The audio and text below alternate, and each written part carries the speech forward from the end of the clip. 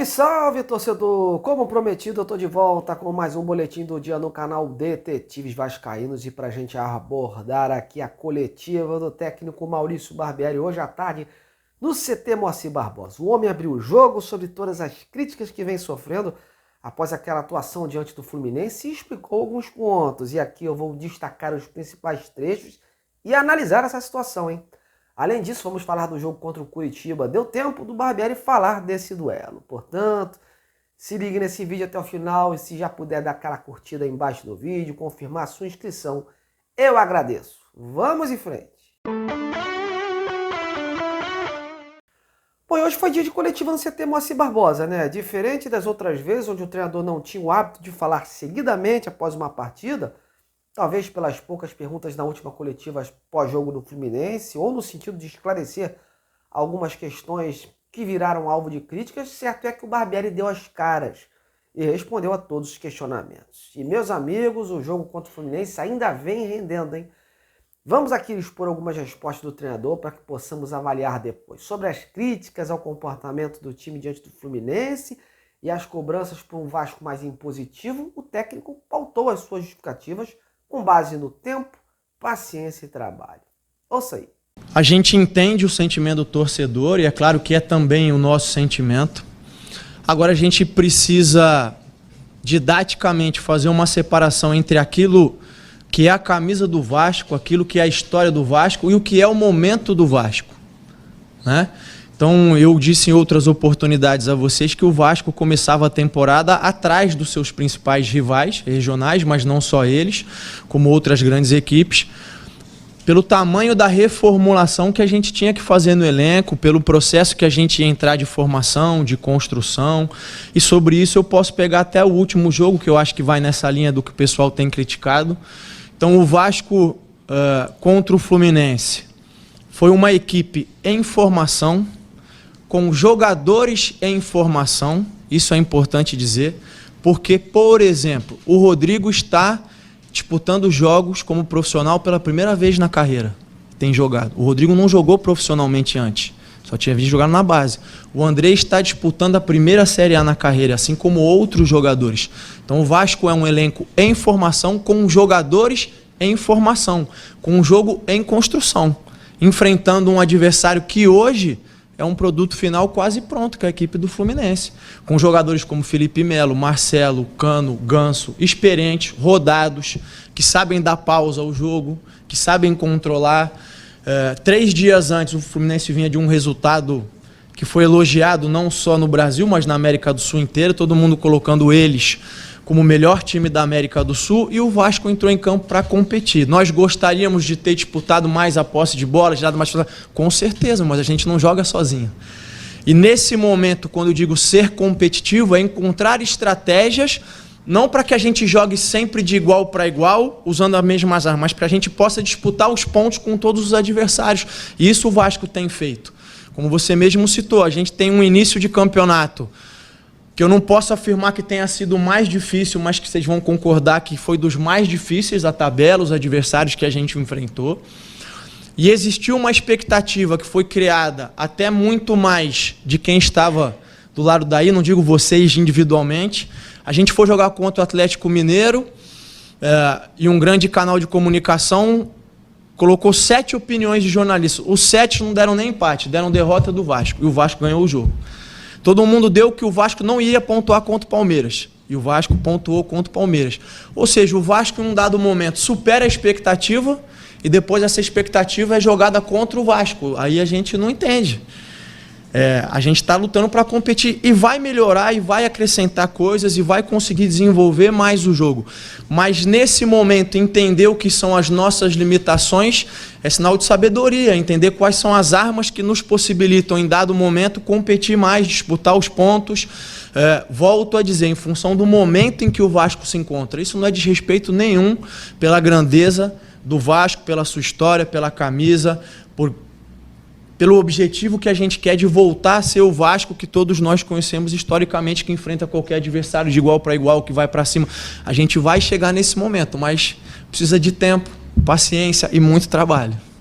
Ainda pegando como gancho esse jogo contra o Fluminense, o treinador, embora satisfeito com o que viu no sábado, admitiu sim que o time precisa melhorar em alguns aspectos e aproveitou para avaliar como está vendo esse desempenho do Vasco nas primeiras rodadas. Além disso, no final, rebateu as críticas ao seu trabalho, desabafou e respondeu se isso é uma situação que o incomoda. Confira aí.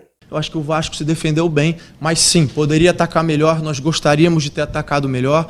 A gente caminha e vai trabalhar para isso, para que o Vasco consiga atacar, ser mais eficiente, ter mais a bola. Mas como eu digo, é um processo, as coisas levam tempo e não acontecem da noite para o dia. E a gente vai chegar, com certeza, num nível muito melhor no futuro.